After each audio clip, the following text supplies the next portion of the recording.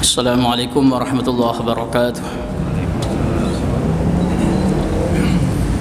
Hamidan lillahi tabaraka wa ta'ala wa musalliyan musalliman ala rasulillah wa la hawla wa la quwwata illa billah. Qala rabbi shrah li sadri wa yassir li amri wahlul 'uqdatam min lisani yafqahu qawli. Subhanaka la ilma lana illa ma 'allamtana innaka antal alimul hakim wa tub 'alaina innaka antat tawwabur rahim. Allahumma inni a'udzu bika أن أضل أو أضل أو أزل أو أزل أو أظلم أو أظلم أو أجهل أو يجهل علي. وصلى الله وسلم على سيدنا مولانا محمد وعلى آله وصحبه والحمد لله رب العالمين.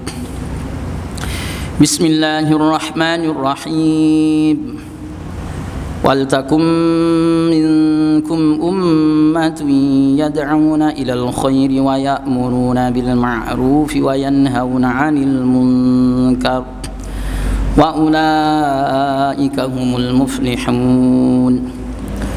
ولا تكونوا كالذين تفرقوا واختلفوا من بعد ما جاءهم البينات وأولئك لهم عذاب عظيم. يوم تبيض وجوه وتسود وجوه فأما الذين اسودت وجوههم أكفرتم بعد إيمانكم فذوقوا العذاب بما كنتم تكفرون. وأما الذين ابيضت وجوههم ففي رحمة الله هم فيها خالدون. تلك آيات الله نتلوها عليك بالحق وما الله يريد ظلما للعالمين. Ikhwani jemaah salat zuhur yang dimuliakan Allah, hafizakumullah. Insyaallah kita akan melanjutkan mengkaji tafsir surat Ali Imran ayat 104. Surat Ali Imran 104 terkait dengan kewajiban bagi kita untuk membuat komunitas atau membuat organisasi, membuat kelompok. Jadi harus kita ini kemudian salah satu di antara kita membuat organisasi ya. Kemudian kita bagian masuk di dalamnya. Kalau tidak ikut bikin ya masuk di dalamnya. Yang organisasi ini di dalamnya ada visi misinya adalah yad'una ilal khair, ya'muruna bil ma'ruf wa yanhauna 'anil munkar. Bukan sembarang organisasi, tetapi kewajiban membuat organisasi yang di dalamnya adalah berdakwah kepada Allah, kemudian amar ma'ruf nahi munkar. Setelah sebelumnya kita membahas orang Yahudi yang kemudian tidak mau mendakwahkan kebaikan, tidak mau amar ma'ruf nahi munkar, bahkan mereka tidak mau berpegang teguh dengan tali Allah. Maka Allah Subhanahu wa taala memerintahkan kaum muslimin dengan perintah wa'tasimu bihablillahi jami'a wa la tafarraqu. Kita harus semuanya sebagai umatnya Nabi Muhammad harus berpegang teguh dengan agama Allah, tidak boleh bercerai-berai. Sementara orang-orang ahlul kitab itu sudah bercerai-berai. Kalau kita enggak boleh bercerai-berai. Meskipun nanti dalam ilmu Allah yang diinformasikan kepada Nabi Muhammad, kita justru jumlahnya lebih banyak. Namanya firqahnya justru lebih banyak dari ahlul kitab. Yahudi 71, Nasara 72, kita malah 73. Tapi Al-Quran bilang wala tafarraqu. Apa tugas kita sebagai umatnya Nabi Muhammad? Wal takum, dan hendaknya ada minkum dari kalian. Siapa yang ada ummatun, kelompok. Yang kelompok ini yad'una, memiliki pekerjaan, yad'una, berdakwah ilal khairi, pada kebaikan, wa ya'muruna, dan menyuruh bil ma'ruf, dengan yang ma'ruf, wa yanhauna, dan mencegah anil munkari, dari kemungkaran. Wa ulaika, adapun mereka kelompok ini, lahum Hum itu adapun ulaik al-muflihuna, itu adalah orang-orang yang sukses. Jadi Rasulullah, Allah Subhanahu wa taala memerintahkan hendaknya di antara kita membuat sistem yang di dalam sistem ini ada dakwah ilal khair, kemudian menyuruh yang ma'ruf, mencegah yang mungkar. Orang yang membuat sistem seperti ini kemudian menjalankan amanah aturan, maka mereka, kata Allah, adalah orang-orang yang sukses, orang-orang yang beruntung. Allahumma ja'alna minal muflihin. Meskipun setiap individu di antara kita itu sebenarnya wajib memang amar ma'ruf nahi mungkar, itu wajib.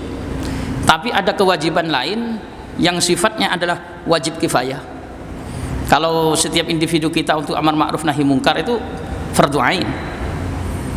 Karena man ra'a minkum mungkaran falyughayyirhu biyadihi. Siapapun di antara kalian tanpa terkecuali melihat kemungkaran, ya harus dia merubah dengan power yang dia miliki. Apakah dia memiliki kemampuan berupa tangan, kemudian au bil lisani, atau cuman bisa dengan lisan, wa bi qalbi, atau bisanya cuman dengan hati. Yang jelas yang namanya amar ma'ruf nahi mungkar itu sifatnya adalah wajib.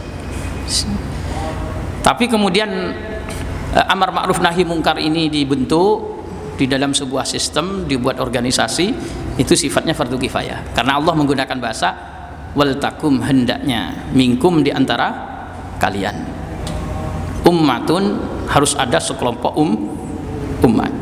Kalau Islam nggak ada sistem yang diatur seperti ini, ya bahaya, berjalan masing-masing, itu bahaya. Justru harus membuat sebuah komunitas namanya jamaah dakwah, yang kemudian berprofesi dalam setiap hari amar ma'ruf nahi mungkar.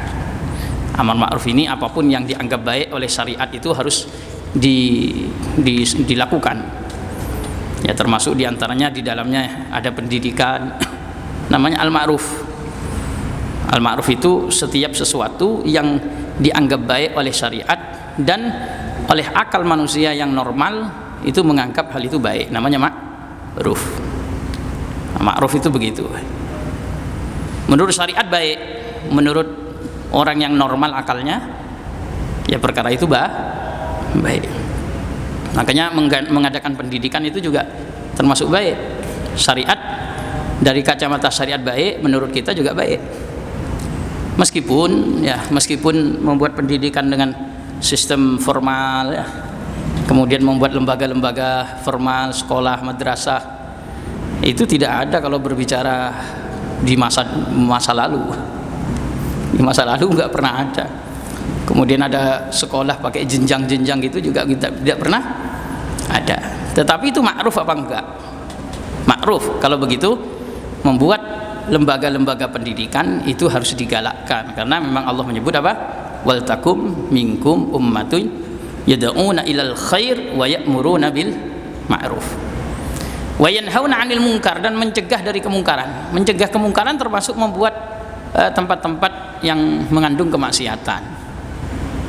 Ya, kalau kemudian ada orang mau bikin di tempat kita tempat, mohon maaf ya, tempat pelacuran, nggak usah pakai bahasa PSK, karena sesuatu yang tabu tidak jadi tabu karena kita membahasakannya tidak vulgar. Vulgar biar orang itu malu, sehingga orang itu nggak mau. Kalau ditanya ibu profesinya apa, PSK kayak nggak tabu. Tapi kalau ditanya ibu profesinya apa, ini jual kemaluan. Malu dia. Maka kalimat seperti ini dia orang nggak mau berprofesi.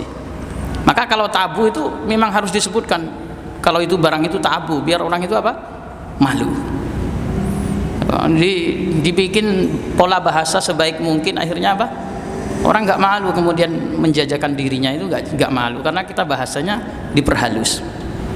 Harusnya ya diperjelas aja ya. Nah, ada orang mau membuat tempat pelacuran, kita harus apa? Mencegah. Wa yad'una bil ma'ruf wa yanhauna 'anil ya'muruna bil ma'ruf wa yanhauna 'anil munkar. Dan orang mau berprofesi seperti itu harus dicegah. Nah, di dalam mencegah itu kan ada retorika ya. Nah, termasuk retorika ya tadi itu ya. Retorika tadi itu, kalau Rasulullah itu kalau ada orang mau melacur, orang mau zina, Rasulullah itu retorikanya ya sini. Kamu Islam tapi mau melacur, mau zina. Iya Rasulullah. Coba kamu bayangkan kalau kamu nanti itu zina ya. Ternyata yang kamu setubuhi itu misalnya ini saudara kamu sendiri, istri kamu sendiri, ibu kamu sendiri, adik kampung andung kamu sendiri. Kamu terima enggak katanya? Oh, gak terima Rasulullah. Ya sudah, itu juga istrinya orang lain, anaknya orang lain, saudaranya orang lain, ibunya orang lain, yang tentunya mereka anggota keluarganya yang mengetahui hal demikian sebenarnya tidak terima. Akhirnya itu jadi sadar. Itu kan bagian dari retorika, tapi di dalam menjalankan amanah Islam ini ya kita harus membuat apa? Sistem yang di dalamnya harus ada yad'una ilal khair wa ya'muruna bil ma'ruf wa yanhauna 'anil munkar. Dan jangan pernah bilang, saya nggak mau pakai organisasi. Pokoknya wis Islam, sholat 5 waktu. Kalau ditanya organisasinya apa? A, wah bukan. B, bukan. Apa? Ya pokoknya Islam, nggak pakai organisasi ya. Saya jalan sendiri. Oh, nggak bisa. Justru kamu menunjukkan nggak pernah ngaji Quran ya. Wal takum minkum. Yang nomor 2, Rasulullah menyampaikan tidak ada 3 orang yang kemudian berjalan bersama-sama kecuali satu sudah harus ada amirnya itu. Satu sudah harus ada amir safarnya, sudah harus ada pemimpinnya. Nggak bisa berjalan sendiri-sendiri. Kemudian kita masuk ke surga itu juga besok bukan perorangan. Yaumana da'u kulla unasim bi imamihim. Besok Allah manggil kita ke dalam surga itu nggak dipanggil misalnya saya namanya Dhaifi Ibrahim masuk surga ini, nggak perlu. Allah cukup manggil ketua kelompoknya, bagian koordinatornya siapa itu dipanggil. Yaumana da'u kulla unasim bi imamihim, imamnya saja dipanggil. Ya kalau kita tidak misalnya berada di Nahdlatul Ulama ya,